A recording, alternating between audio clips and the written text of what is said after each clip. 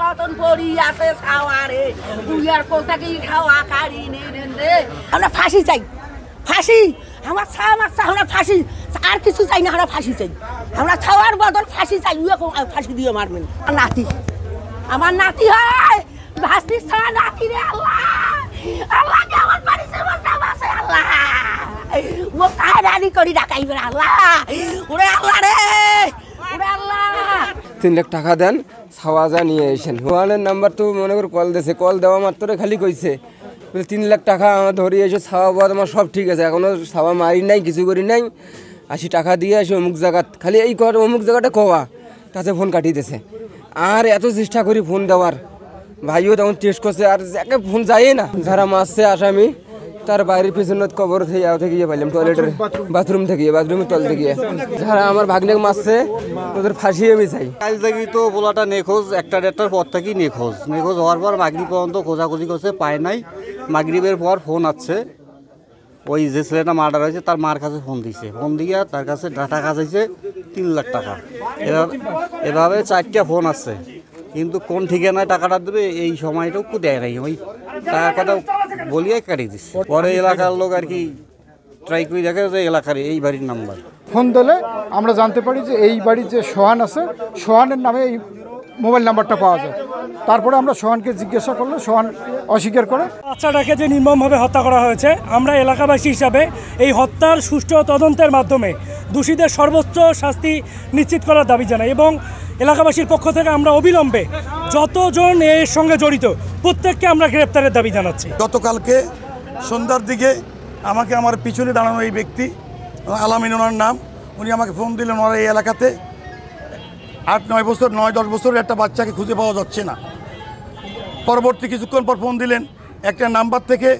যে ওই শাকিল ভিকটিম শাকিলের মায়ের কাছে ফোন দিয়েছে যে তার কাছে 3 লাখ টাকা চায় তখন আমাকে ওই নাম্বারটা দেওয়া হলো আমি নাম্বারটা ট্র্যাকিং করলাম ট্র্যাকিং করে আমি লোকটার ওই সোহানের মায়ের নামে আইডি কার্ড পেলাম এসে সোহানের মা সোহান এবং সোহানের বাবাকে আমি গ্রেপ্তার করি তাদেরকে সারা রাত ধরে আমি জিজ্ঞাসাবাদ করি জিজ্ঞাসাবাদের এক পর্যায়ে তারা আরেকজনের নাম বলে আমি সিভিল টাইম দিয়ে তাকেও পিক আপ করার পরে তাদেরকে আমরা জয়েন্ট ইন্টারোগেশন চেলে ডিবি থানা এবং আমাদের এডিশনাল এসপি স্যারের নেতৃত্বে জিজ্ঞাসাবাদ করার পরে আমাদেরকে সে বলে যে লাশটা তাদের ঘরের পিছনে বাথরুমের পাশে গর্ত করে করা হয়েছে তাকে তো আমরা আমাদের ওই অফিসে রেখে মোবাইলে তার মাধ্যমে লোকেশন নিয়ে আবার আমরা এখানে আমি আসি প্রথম অপারেশন শুরু করি এরপরে ডিবি আসে আমরা মোটামুটি এই লাশটা উদ্ধার করতে সক্ষম হয়েছে শাকিল তার বয়স 9 বছর এই পার্শ্ববর্তী আনসারিয়া নুরানি মাদ্রাসা সে 3য় শ্রেণীর ছাত্র তার মা অন্ধ তার বাবা চট্টগ্রাম থাকে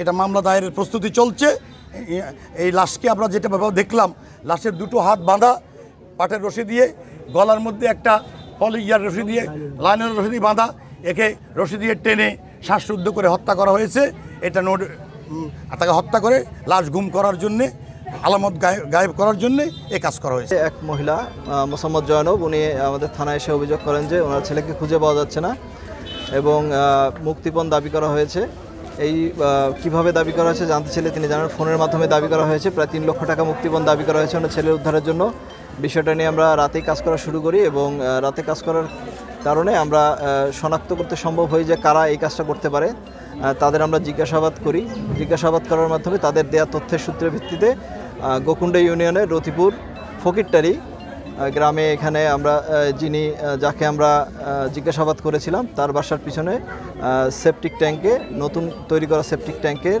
গর্তের প্রায় 5 ফিট নিচে থেকে একটি 9-10 বছরের শিশু ছেলে তার নাম শাকিল তাকে উদ্ধার করতে সক্ষম হই আমরা লাশ যথাযথ মর্যাদায় এবং আমাদের আইনি প্রক্রিয়ায় লাশ নিয়েছি লাইনে আইনি পরবর্তী প্রক্রিয়া চলমান থাকবে এবং আমাদের তদন্ত কার্য চলমান থাকবে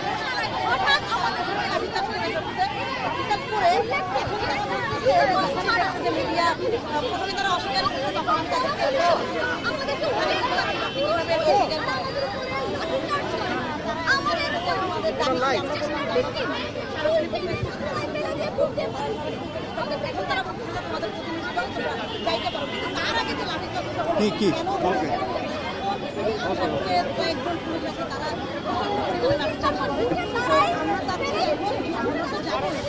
তো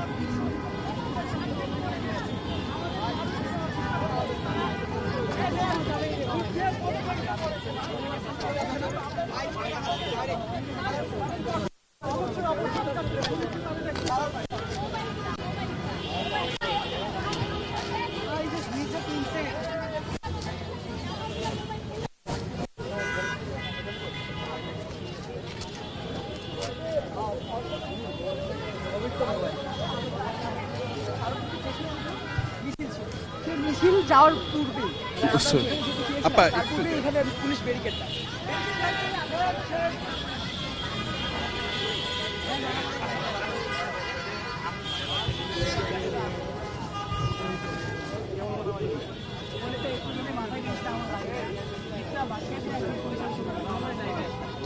বিনা উস্কানিতে বাংলাদেশের পুলিশ প্রশাসন আজকে হামলা চালাইলো। খালি হামলা চালায় নাই, আমার জামা ছিঁড়ে ফেলছে, আমাদের সহযোদ্ধাদের জামা ছিঁড়ে ফেলছে, আমার ভাইকে পুরুষ পুলিশ আমাদের গায়ে আগে আসছে, পুরুষ পুলিশ নারীদের উপর গায়ে হাত তুলছে, আমাদের আন্দোলন কর্মীদের পিঠে লাঠি দিয়ে পিটাই পিটাই রক্ত বাইর কইরা দিছে। আমাদের যদি ন্যূনতম গণতন্ত্র যে সর্বনিম্ন পর্যায়ে স্মারকলিপি পেশ করার মতো এই রাস্তাটুকু তারা না দেয়, আমরা যদি দর্শকদের বিচার দাবি করতে না পারি, তাহলে তো আমরা এর জন্য তো রক্ত দেই নাই, লাশ দেই নাই। আমাদের আদিবাসী বন্ধু অঙ্কে তারা 20-25 জন মিলে টার্গেট করে মেরেছে ভাই। আজকে আমরা লজ্জিত, আমরা এই সরকারের কাছে, এই সরকার আমাদের সরকার ছিল, আমরা তো এই সরকারকে প্রতিষ্ঠিত করেছিলাম ন্যায় প্রতিষ্ঠার জন্য, সত্য প্রতিষ্ঠানের জন্য এবং আপনার বৈষম্য দূর করার জন্য, কিন্তু সরকার নিজে পুলিশকে লেলিয়ে দিয়ে স্বৈরাচারী দূষণদেরকে লেলিয়ে দিয়ে আমাদেরকে আবারও রক্তাক্ত করলো। জুলাই অভ্যুত্থানের চেতনার নাম করে যদি ওই পুলিশের নিপীড়ন একই হাসিনা কায়দায় যদি দমন নিপীড়ন চলতে থাকে, আজকে হয়তো আমাদের কিছু রক্ত ঝরেছে, এই ভাই আহত হয়েছেন, কিন্তু এই রক্তের একটা ফোঁটা বৃথা যেতে দেব না। লাগলে এই সরকার যদি পতন করতে হয় আমরা সেটাই করব, কিন্তু আমরা এই খুনি পুলিশ বাহিনীর হাতে বারবার রাজপথে মার খেতে পারবো না। আমরা নিপীড়নের বিরুদ্ধে স্মারকলিপি দিতে যেও নিপীড়নের শিকার হলাম। আমি সহ আমার সহযোদ্ধাদের এখানে রাস্তায় পিটানো হয়েছে, ফেলানো হয়েছে, সিভিল ড্রেসে একটা ছেলেকে মনে হয় 10 মিনিট ধরে শুধু লাঠিচার্জি করা হয়েছে।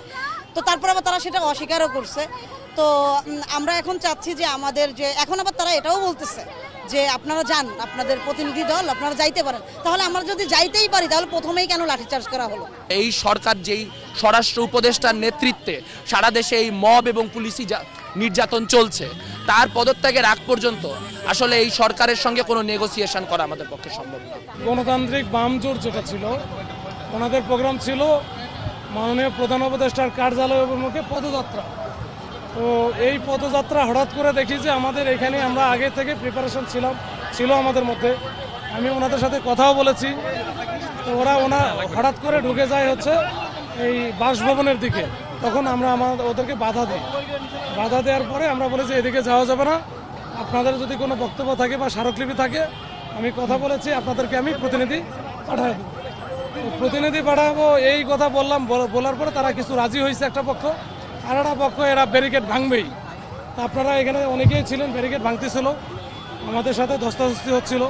আমরা কোনোভাবে কিন্তু তাদেরকে আমরা লাঠিচার্জ বা কিছু করার কোনো সুযোগও আমাদের ছিল না, আমরা করিও নাই।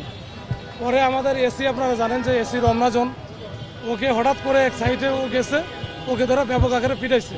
ওর গেঞ্জি টেঞ্জি টি শার্ট যা ছিল সব ছিঁড়ে গেছে। আমরা যারা আছি আমাদের দেখেন এগুলা কিন্তু কিছু নাই, আমরা কিন্তু লাঠি আমাদের হাতেও নাই, কিচ্ছু না, আমি কিন্তু খালি হাতে আছি।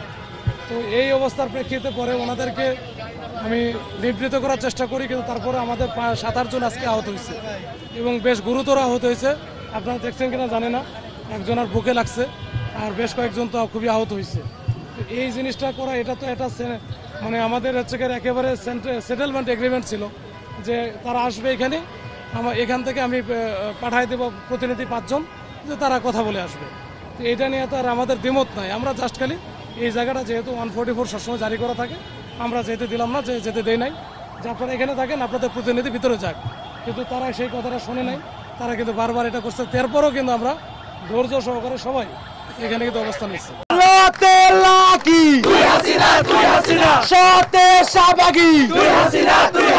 কুখ্যাত সন্ত্রাসী লাকি আক্তার আজকে ওখানে পুলিশ আমরা নেতৃত্ব দিয়েছে, তাকে অনতি বিলম্বে গ্রেফতার করতে হবে।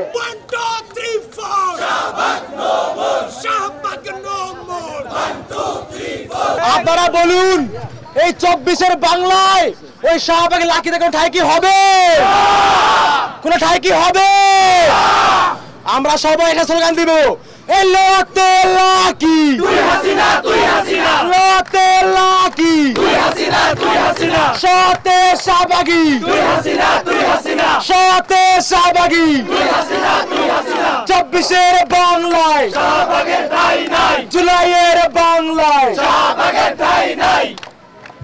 প্রিয় উপস্থিতি, আপনারা জানেন ওই 2013 সালের পর থেকে গণজাগরণ মঞ্চ তৈরি করে এই বাংলাদেশে যারা বিচারহীনতা সৃষ্টি তৈরি করেছিল, ওই শাহবাগের কুখ্যাত কুলাঙ্গের লাকিরা আবারও সংঘবদ্ধ হচ্ছে। আজকে তারা আমাদের দেশের আইন শৃঙ্খলাকারী বাহিনীর উপরে হামলা করেছে। আমরা এই ছাত্র সমাজ আজকে সমাবেশ থেকে এই প্রশ্ন বলতে চাই, তারা যতবার চেষ্টা করবো না কেন ওই শাহবাগ ফিরিয়ে আনার চেষ্টা ষড়যন্ত্র আমরা ছাত্র সমাজ দেখে থাকতে কোনোদিন সফল হবে না। আমাদের দেহে এক বিন্দু রক্ত থাকা পর্যন্ত এই বাংলাদেশে আর শাহবাগ ফিরবে না। আমরা ছাত্র সমাজ বাঁচা পর্যন্ত শাহবাগীদের কোনো স্থান এই বাংলার মাটিতে হতে দিব না। আপনারা জানেন ওই লাকি আক্তাররা তারা হচ্ছে গণজাগরণের মঞ্চ তৈরি করে এই বাংলাদেশে যে বিচারহীনতা সংস্কৃতি সেটা তৈরি করেছিল। তাদের সিলসিলার যে সমস্ত খুলাঙ্গেরা রয়েছে তারা আজকে আমার দেশের দায়িত্বরত পুলিশ বাহিনীর হামলা করেছে। আপনারা জানেন ওই যমুনা যেখানে আমাদের প্রধানমন্ত্রী থাকেন সেখানে সভা সমাবেশ করা নিষিদ্ধ, সেখানে 144 জারি করা। তারপরেও সেখানে যখন ওই খুলাঙ্গেরা মিছিল নিয়ে গিয়েছে আমাদের আইন শৃঙ্খলা বাহিনী তারা অত্যন্ত শান্তিপূর্ণভাবে তাদেরকে আটকিয়েছে। তাদেরকে বলেছে আপনারা মিছিল করবেন না, যদি আপনাদের প্রয়োজন হয় আপনারা আপনাদের ছোট একটি প্রতিনিধি দল নিয়ে দেখা করে আসুন, তাও দয়া করে আপনারা বিশৃঙ্খলা করবেন না। এই কথা শোনার পরে ওই কুখ্যাত শাহবাগীরা আমাদের পুলিশ বাহিনীর উপরে বর্বরচিত হামলা চালিয়েছে। একজন ঘটনার ভাই পুলিশ যিনি রোজা রেখেছেন সেই ভাইকে তারা পিটিয়ে অত্যন্ত মর্মাহত আহত করে দিয়েছে। এই বাংলাদেশে এই শাহবাগীদের উত্থান আমরা কোনোদিন মেনে নিব না। প্রিয় ভাষা, আপনারা জানেন গত কয়েকদিনে যে 10 মামলা হয়েছে সবগুলো মামলার মেসেও আসামি এখনো ধরে রয়েছে। তারপরেও কেন দর্শনের বিচার নিয়ে ওই যমুনায় যাইতে হবে? আমরা দেখেছি দর্শনের বিচার দাবিতে আমাদের দাবি রাবি ছাত্র সহ বিভিন্ন শিক্ষা প্রতিষ্ঠানের শিক্ষার্থীরা তারা আন্দোলন করেছে। কোথাও তো পুলিশ পিটায় নাই, ওদের কেন পিটিয়েছে? নিশ্চয়ই ওরা বিশৃঙ্খলা করেছে এবং রাষ্ট্রের আইন ভঙ্গ করার চেষ্টা করেছে, যার ফলে পুলিশ তাকে বাধা দিয়েছে। এখন আপনারা আইন ভঙ্গ করবেন, তারপরে পুলিশ আমাদের আটকালে আপনারা পুলিশের উপরে হামলা করবেন, এই কি আপনাদের চরিত্র? আমরা ছাত্র সমাজ আমাদের দেহে এক বিন্দু রক্ত থাকা পর্যন্ত ওই শাহবাগের চক্রান্ত বাস্তবায়নকে দিব না। আপনারা জানেন আর কিছুদিন পরেই বাংলাদেশে আমাদের জাতিসংঘের মহাসচিব আসার কথা। জাতিসংঘের মহাসচিব আসার আগে কোন কোন কুলাঙ্গাররা কোন উদ্দেশ্য নিয়ে দেশকে অস্থিতিশীল করার চেষ্টা চালাচ্ছে, মানুষকে দেখাচ্ছে যে বাংলাদেশ ভালো নেই, কারা চাচ্ছে আমরা চাই তাদের মুখ উন্মোচন করা হোক। কিছুদিন পরে আমাদের প্রধান উপদেষ্টা তার চীন সফরে যাওয়ার কথা। এই মুহূর্তে এসে পুরো বাংলাদেশকে কারা চাচ্ছে বিশৃঙ্খল দেখাতে, কারা চাচ্ছে বৈশ্বিক বাজারে বাংলাদেশ ভালো নেই, হাসিনাই ভালো ছিল, এই চিত্র কারা থেকে চাচ্ছে? আমরা চাই তাদের মুখ উন্মোচিত করা হোক। আমরা ঢাকা বিশ্ববিদ্যালয়ের শিক্ষার্থীরা সহ সারা বাংলাদেশের শিক্ষার্থীরা আজকে ঐক্যবদ্ধ ওই শাহবাগের বিরুদ্ধে। শাহবাগীদের উত্থান আমরা কখনোই ভালোভাবে নিব না। যদি ওরা আবার ফিরে আসার চেষ্টা করে আমরা আবারও তাদের বিরুদ্ধে রুখে দাঁড়াবো। আমরা আজকের এই সমাবেশ থেকে দাবি জানাচ্ছি অনতি বিলম্বে আজকের এই বর্বরচিত হামলা যারা জড়িত ছিল তাদেরকে বিচারের আওতায় আনতে হবে এবং যে কুখ্যাত সন্ত্রাসী লাকি আক্তার আজকে ওখানে পুলিশ আমরা নেতৃত্ব দিয়েছে তাকে অনতি বিলম্বে গ্রেফতার করতে হবে। যদি তাকে গ্রেফতার করা না হয় দ্রুত সময়ের মধ্যে আমরা ছাত্র সমাজ আবার রাজপথে হবে।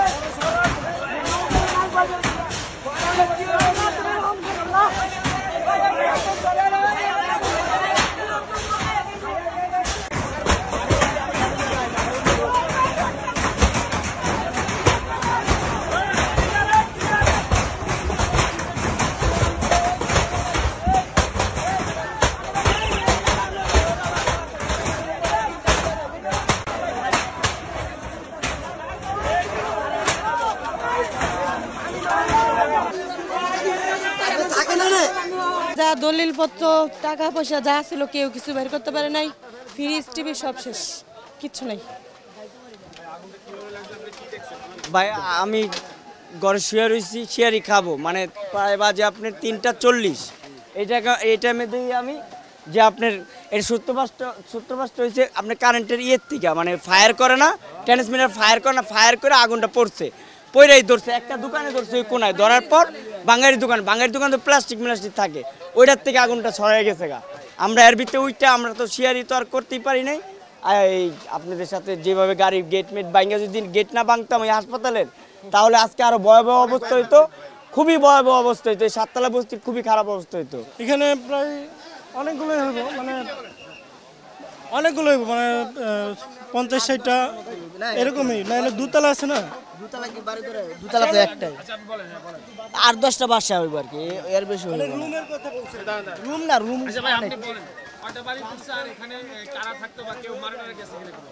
এখনো মারা যাওয়ার কোনো মানে পাওয়া যায় নাই, মারা গেছে এরকম কোনো কিছু পাওয়া যায় না, তবে মানুষের মাল ছাপানা কোনো কিছু বেশি একটা বার করতে পারে নাই, তা বুঝছেন। আর আগুন তো পুরো এই এলাকাতে আইসা পড়ছিল, পরে এগুলো আমরা বাইরে হেঁটে ভাঙ্গা নামাইছি, নিজেরা বালতি থেকে গাড়ি করে বড় ড্রাম সহ আইনা পানি দিয়ে নিবাইছি। এরপরে ফায়ার সার্ভিস আসছে, ওনারা আস্তে আস্তে পারফেক্ট টাইমে আইছে, ওনারা মনে করেন যে আসতে দেরি করে নাই, কথা বুঝছেন। তো আপনাদেরকে ধন্যবাদ জানাচ্ছি এবং ধন্যবাদ জানিয়ে শুরু করছি যে আমরা এই 7তলা বস্তিতে আগুনের মেসেজ পাই রাত্রে 3:20 সময়।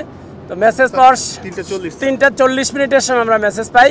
তো এই মেসেজ পাওয়ার সাথে সাথে আমাদের নিয়ারেস্ট যে fire station, Tejgaon fire station, সেটা আসে, সেখান থেকে 3টে ইউনিট আসে প্রথম, আসার পর আগুনে মোট 12টি ইউনিট আসে। আপনারা দেখতে পেয়েছেন যে এখানে ঢুকার রাস্তাঘাট খুবই সরু, যেখান দিয়ে আমাদের গাড়িগুলো ঢুকতেছে না। তো 12টি ইউনিটের মধ্যে 8টা ইউনিট আমাদের এখানে কাজ করেছে, আর 4টে ইউনিটকে আমরা স্ট্যান্ড বাই রেখেছি, যেগুলো অনেক বড় বড় গাড়ি, সেই বড় বড় পানিবাহী গাড়িগুলো আমাদের এখানে আসতে পারেনি, বাট এগুলো নিয়ারেস্ট কাছাকাছি জায়গার মধ্যে আমরা রেখেছি, যে পরবর্তী সময়ে যদি পানি সাপোর্ট লাগে তখন এগুলো থেকে আমরা সাপোর্ট দিব। এবং আমাদের বিভিন্ন আন্ডারগ্রাউন্ড রিজার্ভারে আমাদের যে পাম্প, সেগুলো আমরা সেট করেছি, এবং রাস্তার কারণে আমাদের বিশেষ প্রতিবন্ধকতা সৃষ্টি হয়েছে, যে কারণে আগুনটা নিয়ন্ত্রণ করতে আমাদের অনেক কষ্ট হয়েছে। তারপরেও আমরা আগুনটাকে চারিদিক থেকে যখন অ্যাটাক করেছি, পর্যায়ক্রমে আমাদের লোকজন ভিতরে ঢুকেছে, কোনো লোক টিনের ছাদের উপরে উঠেছে, বিভিন্ন জায়গা থেকে আমরা আগুনটাকে নিয়ন্ত্রণের চেষ্টা করেছি। এবং 5:20 সময় আহত বা নিহতর কোনো মেসেজ পাই নাই। আর ক্ষয়ক্ষতি যেটা বলতে আমরা এক একজনের কাছে এক এক রকম তথ্য পাচ্ছি, বাট এটা তদন্ত কমিটি হবে, তদন্ত কমিটি অ্যাকচুয়াল তথ্য বের করতে পারবে। কয় সদস্য এটা তো এখন বলা যাবে না, এটা কমিটি যারা করবে আমাদের হেডকোয়ার্টার, তখন বলা যাবে যে কয় সদস্য। সম্পর্কে কোনো কিছু জানা গেছে কিনা? সূত্রপাত সম্পর্কেও আমরা তো নির্ভরযোগ্য কোনো তথ্য নাই, কেউ বলছে চুলা থেকে, কেউ বৈদ্যুতিক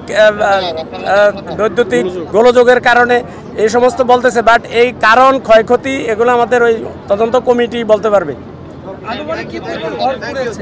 ঘরের ওই একই কথা, ঘর কেউ বলে 200, কেউ বলে 150, কেউ 100, এক একজনের কাছে এক এক রকম তথ্য।